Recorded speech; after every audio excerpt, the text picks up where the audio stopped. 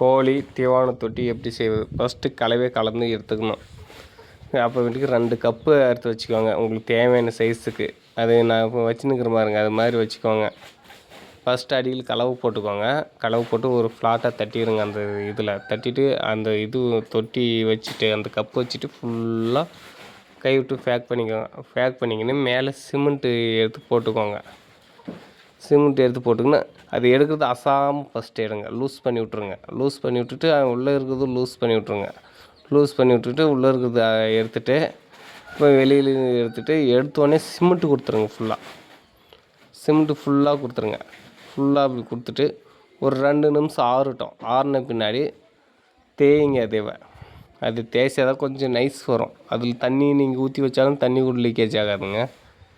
தீவனம் போட்டிங்கன்னா தீவனம் வேஸ்டேஜ் நம்மளுக்கு ரொம்ப கம்மியாகுது. வேஸ்டேஜ் சொல்லப்போனால் இன்னும் 1, 2 எறியுது அவ்வளோதான்.